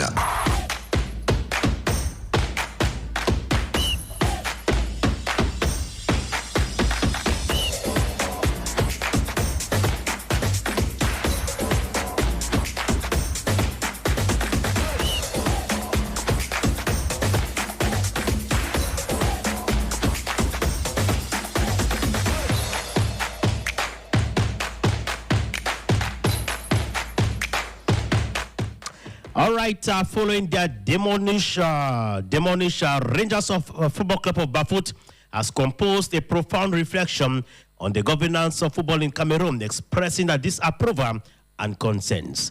As one of the second-tier teams relegated to regional play, they have issued a comprehensive statement detailing their trials and tribulations they endured during their tenure in Elite 2 Championship in Cameroon. The club's narrative shed light on the systematic issues and personal struggles faced within the nation's football management structure. In the wake of their relegation, Rangers Football Club of Bamenda has issued a poignant press release that serves as both a reflection on their journey and a critique of the football management system in Cameroon, particularly at the Elite 2 Championship. The club began with noble intentions, aiming to honor their region through football and provide an alternative path for youth to contribute to nation building.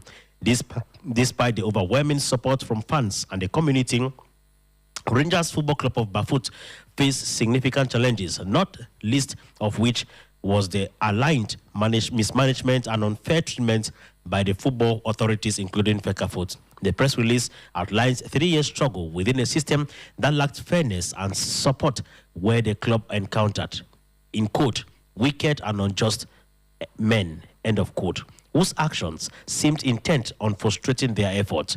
Rangers Football Club of Bafut describes itself as the first to blow the whistle on FECAFOOT's improper management, advocating for change with the goal of preserving a legacy rather than destroying it.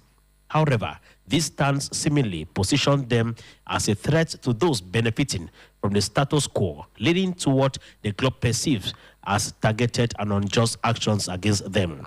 The club statement details incidents of discrimination and corruption, such as referees allegedly receiving bribes and instructions to ensure negative outcomes for Rangers Football Club of Bafut. It also highlights the concealment of official match posting and the promotion of a referee accused of unjust actions, despite video evidence presented by the club. Despite these adversities, Rangers Football Club of Bafut remains committed to its values of fairness, truth, and integrity.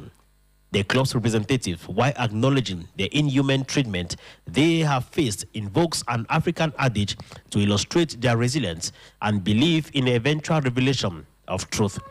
The press release ends with a call to fellow club presidents to maintain integrity and continue striving for the growth of football, emphasizing that the downfall of Rangers Football Club of Bafut should not be seen as the end of consciousness or a victory for those who have opposed them.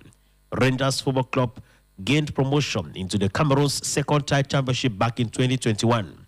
The team throughout the 3 years managed to maintain its elite status with the help of some of its formidable players. The mass exodus of some to different clubs across the country greatly affected the team's result this year, leading to their demotion into the elite regional level. Now, permit me give to you the result of as far as other games were concerned regarding the playoffs down. Now we had Aigle of the Menwa, that Aigle Royal, the Menwa, that defeated Apaches of Four by 4-2. Bambutis of Buddha and Avion Academy separated on the virgin scoreline. Les Astres of Douala accepted the 3-2 defeat from Fefazo. Fovuro Baham were being defeated by PWD of Bamenda 2-1. Union Sportif of Douala and AS Fortuna shared the spoils. That's 1 goal on parity side. On the standing so far, as far as the playoffs down is concerned, it is Union Sportif of Douala that is topping the pecking order with 18 points. No, rather with 10 points. And Bambutis of Buddha 9 points. AS Fortuna with 9 points, Fefazo with 8 points, Aigle de Mena with 8 points, Les Astres with 7 points. On the rock bottom, PW Bamenda 7 points, Fuvura Baham 5 points, Avion Academy 5 points, Apejazo 5 points, and of course UMS of Rome with just 3 points. So that's the standing order as far as the playoff down is concerned. We have other matches that are ongoing today, but then within a week again we had another event, that is Serafok. The National Syndicate of Footballers had granted a press conference in Douala to outline some of the challenges that clubs are facing. And it has come to their notice that very few clubs do pay regular salaries to their players. Even talk less of revealing the content of a contract. All of this, Senafok has taken note and has petitioned the competent authorities in Fecafoot to do the needful. They are promising to continue fighting for the well-being of players, which is their priority. But then, aside just the press conference, men and women of the press were hungry to know, to understand the truth about what transpired in Côte d'Ivoire during the AUCUN between Jeremy Njitap and the current president of Fecafoot, Samuel Eto'o, since you all already know that Jeremy Njitap was being bundled out of the dressing room of the Indomitable Lions of Cameroon while in Côte d'Ivoire. Now, let's get to understand just what actually happened in the following voice clip.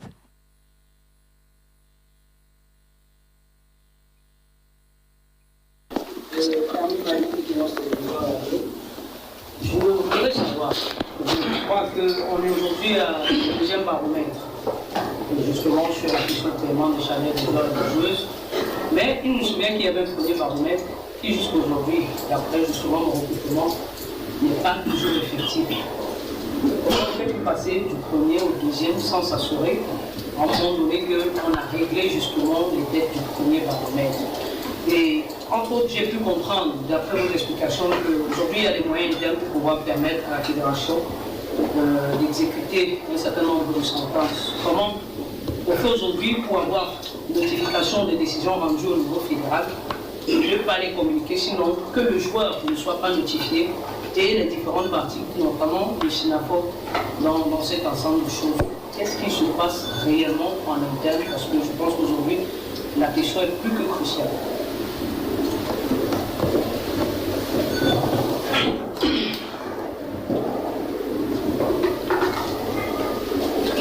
Merci Madame Hermine Maï. Peut-être que je crois que vous n'êtes pas arrivé, mais je pense que vous êtes arrivé peut-être en retard. Oui, je suis arrivé en retard. Voilà, alors ce que je voudrais vous répondre sur la première question, c'est que d'abord, le baromètre, c'est une sorte d'indicateur. Ce n'est pas une instance de jugement, d'appréciation, de mise sur la place publique, d'invective, non. C'est un indicateur que nous avons mis en place et que nous mettons à la disposition des acteurs du football pour leur dire, au moment M, voici la situation du paiement des salaires. On a payé, on n'a pas payé, on a payé partiellement ou on n'a pas totalement payé. Et nous avons indiqué que depuis le dernier baromètre à aujourd'hui, nous avons fait une étude comparative pour voir à quel point nous étions au cours du premier baromètre et nous avons regardé où nous nous trouvons aujourd'hui. Et nous avons dit à ce propos que lors du premier baromètre, par exemple en Elite One, il y avait 7 clubs qui payaient normalement, qui avaient normalement payé les salaires. Aujourd'hui, il n'y en a que 4. Ça a fait une régression de 21%. Donc, c'est un indicateur qui montre que, malgré le fait de l'avoir décrié, on a plutôt régressé. Et qui interpelle tout le monde. Je voudrais dire que cet indicateur, quel est son rôle en définitive? D'abord, si les joueurs savent que ce club est un mauvais payeur, ils ne viendront plus là-bas. Quelles que soient les promesses qu'on va vous faire en début de saison, si vous y allez en connaissance de cause et vous en subirez les conséquences et faites-le sans vous plaindre. Même chose avec les clubs entre eux. Victoria United, par exemple, est réputée payer bien ses joueurs. Et si Victoria United est réputée bien payer ses joueurs, tout le monde va courir vers Victoria United. Si Victoria United sait que les joueurs, je dis n'importe quoi, de Canon, ont 3 mois d'arriéré de salaire, et que ces joueurs peuvent être libres du seul fait de la mise en demeure de Canon, 15 jours après, et que l'intersaison est dans 1 mois, Victoria United peut se mettre à l'affût pour guetter les joueurs de Canon et les débaucher pendant la période du mercato. Je ne sais pas si vous comprenez. Donc ce n'est pas une affaire où on veut fustiger les uns et les autres. Nous pensons que ça peut créer, et ça va créer forcément une sorte de choc pour que les gens prennent conscience de ce que, attention, si je ne paye pas mes joueurs, la seule conséquence, ce n'est pas seulement que les matchs, je ne vais pas gagner les matchs et autres, je vais les perdre. Et aux joueurs de savoir vers qui aller. Moi, je sais que le joueur, quand il négocie, il peut dire, ok, si vous voulez que je vienne chez vous, vous me payez mes primes, la totalité de ma prime de signature, vous me payez 6 mois d'avance de salaire. Si un président a besoin de vous, il va vous payer, même s'il est un mauvais payeur. Quand vous avez pris toutes ces dispositions, vous pouvez aller, même si c'est un mauvais payeur, vous savez que bon, s'il fait comme ça, à partir du 8e mois, si je ne suis pas payé, je sais quoi faire. Maintenant, sur la deuxième question, c'est qu'est-ce qui se passe pour que les décisions ne soient pas mises à la disposition des joueurs? Je pense qu'il faut demander à la fédération. Parce que nous, il faut savoir que la chambre de résolution de litige est une instance paritaire qui a la fédération, qui a les représentants des joueurs, qui a les représentants des clubs, qui a les représentants des entraîneurs, mais ça c'est une violation de la loi, parce qu'au niveau de la FIFA, c'est juste d'un côté les joueurs, de l'autre côté les clubs, les représentants de clubs, et une personne neutre qui est le président. Voilà à peu près comment ça se présente. Mais comme on fait toujours à la camerounaise, nous on a ajouté les autres, nous ne nous en plaignons pas. Mais quand une décision est rendue, les membres de la chambre, moi j'ai été la première, j'ai fait partie de la première composition de cette chambre, j'en ai été le rapporteur. Si vous regardez la période pendant laquelle j'ai été dans cette chambre, il n'y a aucune décision. D'ailleurs, nous étions les premiers à publier officiellement les décisions rendues parce qu'elles étaient rédigées et nous ne craignons pas la critique de nos décisions, ni qu'on on interjette appel contre ces décisions. Donc vous allez voir des décisions, et parmi les décisions les plus vieilles, vous allez voir les décisions qui ont pour rapporteur Daniel NOUS. Donc pour vous dire que c'est pas sorcier, mais il faut nommer généralement dans ce genre de chambre des personnes d'abord qui sont dévouées, qui ont la maîtrise de ce qu'ils sont venus faire et qui ne sont pas là parce qu'ils attendent, comme on nous donnait je crois 40 000 de frais de session à l'époque. 40 000 de frais de session, on a 10, 15, 20 à faire. Je vous assure que si c'est pour de l'argent, je vais faire mes champs au village.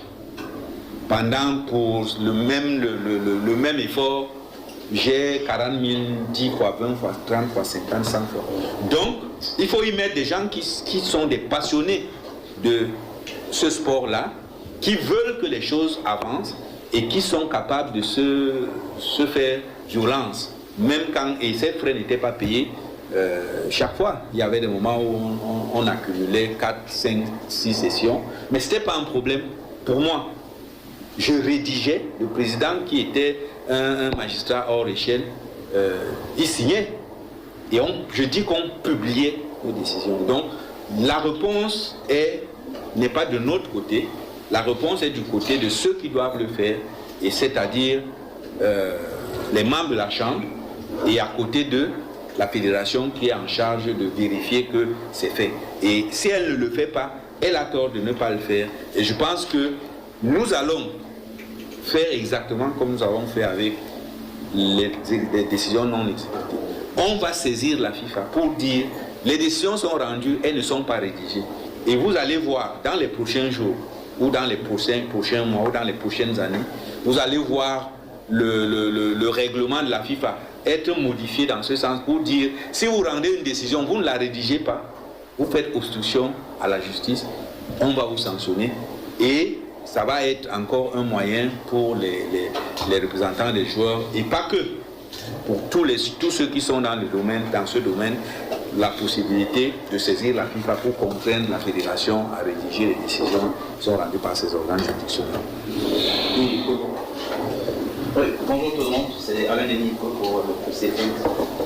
J'avoue que personnellement je suis un peu gêné par cette affaire de non-paiement des salaires.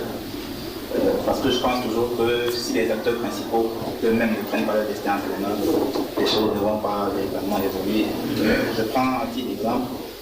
Dimanche, où moi j'ai été approché par les sympathisants très proches du directeur d'un club qui se plaignait de ce que le club ne devait pas aller jouer à l'Ouest parce qu'ils n'avaient pas reçu leur quote-part de l'argent reversé par les sponsors du championnat.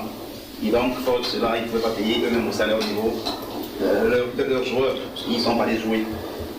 Par la suite, les raisons qu'ils ont évoquées dans leur communiqué pour justifier le fait qu'ils ne soient pas allés jouer n'avaient rien à voir avec ce qu'ils m'avaient dit en off. Donc, quelque part, il y a cette part d'irresponsabilité de ces dirigeants de club-là, qui fait que moi, personnellement, je me dis que si eux-mêmes ne prennent pas leur destin entre leurs mains, on aura beaucoup de peine à s'en sortir dans cette histoire. Même chose pour les joueurs qui sont prêts à te dire au quartier grand, tu vois, il y a ci, il y a ça, mais quand tu dis dans le micro, tu parles. Donc, moi, ça m'embête un peu et j'avais décidé à moi de ne plus en parler, mais on y est, on va seulement en parler. Par contre, ma question, elle est un peu une sorte de cheveux dans la soupe, vous allez m'accorder de la poser tout de même. Elle a un rapport avec des événements qui s'étaient déroulés lors de la dernière Coupe d'Afrique des Nations. Le président Jérémy, on ne le voit presque plus. Il parle de moins en moins, pour ne pas dire jamais. Et donc là, on a ces collaborateurs directs qui permettent de poser cette question-là pour que éventuellement vous puissiez apporter des réponses. Alors, moi, j'ai appris que le président aurait été convoqué auprès de la chambre d'éthique, la commission d'éthique de la fédération tout récemment. Et vraiment, j'aimerais ici que le SG qui est devant nous puisse nous dire la convocation, il faut le préciser, elle est en relation avec les événements de la CAN et son entrée, sa vraie course entrée dans le vestiaire, tout ce qui s'est passé. Donc j'aimerais savoir un peu déjà premièrement ce qui s'est réellement passé dans ce vestiaire-là et par la suite aussi savoir ce qu'il en est de cette convocation auprès de la commission d'éthique. Merci. Exceptionnellement, on va la prendre cette question, mais comme elle n'a pas trait au baromètre, on la prend quand même si l'OSG le revient. Bon, c'est lui le patron de la com, s'il m'autorise à répondre non, je pourrais pour parler plus sérieusement. Je crois que vos informations ne sont pas complètes. Il y a quelque chose qui manque dans votre information. C'est vrai, M. Ndita a été convoqué devant la chambre d'instruction de la commission d'éthique de la FECAFOOT. Le secrétaire général du SINAFOC a été également, je ne sais pas M. Ngoski qui a été convoqué, le secrétaire général du SINAFOC a également été convoqué. Le président a été convoqué pour les incidents, appelons ça ainsi, de Boaké, dans les vestiaires des Lions. Et le secrétaire général a été convoqué pour avoir commis un communiqué qui relatait les faits tels qu'ils s'étaient produits. Et donc, est-ce qu'on doit commenter une affaire qui est devant la justice? C'est aujourd'hui, c'est le 9. Pardon? C'est aujourd'hui en plus. Oui, qui devrait passer aujourd'hui, mais on peut quand même en dire un mot sans entrer trop dans les détails. D'abord, la première chose que je voudrais dire, c'est que ces incidents ont eu lieu. Mais contrairement à ce qui a été dit, les officiers de la CAF n'ont jamais été impliqués dans les incidents. Pour ceux qui connaissent les stades et l'organisation des compétitions, le stade est subdivisé en zones. Et tout le monde n'a pas le niveau d'accréditation pour aller dans toutes les zones. C'est-à-dire que pour partir d'une zone A à une zone B, si vous n'avez pas le niveau d'accréditation, qui peut être le badge, qui peut être le fait que vous soyez accompagné par quelqu'un qui lui a le niveau d'accréditation et qui a l'autorisation d'amener quelqu'un qui lui n'a pas d'accréditation, vous ne pouvez pas aller dans ces zones-là. Et pour ceux qui connaissent les stades, tous les stades du monde, je n'ai jamais vu les vestiaires d'un stade qui sont dans les gradins ou au ciel, c'est au sous-sol. Et lorsque vous partez de la tribune VVIP, qui généralement est très haut, pour les vestiaires, vous avez au moins 6 barrières. C'est-à-dire que vous traversez au moins 6 zones pour arriver dans les vestiaires. Et si vous n'avez pas soit le niveau d'accréditation, soit vous n'êtes pas accompagné par quelqu'un qui a accès là-bas, vous n'y allez pas. Deuxième information, c'est que les officiels de la CAF n'entrent pas dans les vestiaires des clubs. Sauf cas exceptionnel. Ils n'entrent pas. Quand ils arrivent, s'ils ont besoin de quelque chose, ils font savoir qu'ils sont là et on vient leur donner cette chose. Et quand bien même ils entrent, ils vont, parce que dans les vestiaires, il y a un bureau pour les coachs. Les coachs ont leur bureau dans les vestiaires. Quand ils viennent même, ils ne restent pas là où les joueurs sont, ils vont chez le coach.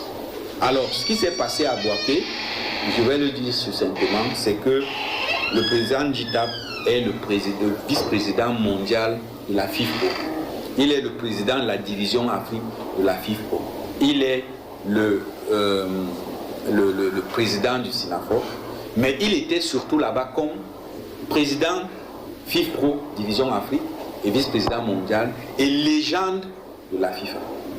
Vous savez que, de la CAF, vous savez que la FIFA et la CAF ont instauré ce qu'ils appellent les légendes, pour ceux qui ont fait des faits marquants pour le football, et le président Njitap en fait partie. Donc lui, il est parti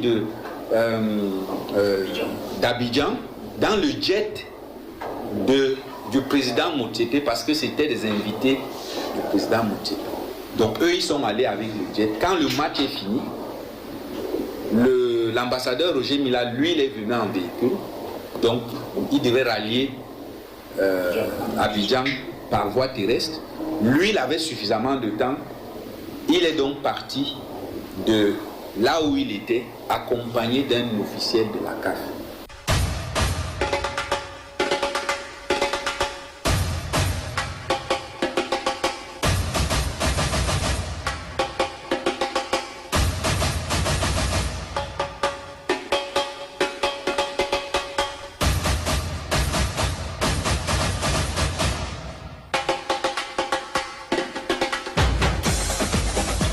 All right, ladies and gentlemen, that does it on today's edition of a program, Audace Magazine. We hope we're able to live to expectation this week. If not, then give us another try next week, Sunday, on this same platform, same time, from 4 p.m. right up to 6 p.m. At the audio console, I had as my technician, man with 10,000 fingers, Samuel Elom, Monsieur Lomem. And for presentation, I have been Henry Wanam, thanking you all immensely, and let's wish you all a blessed week ahead. God bless Cameroon, and goodbye.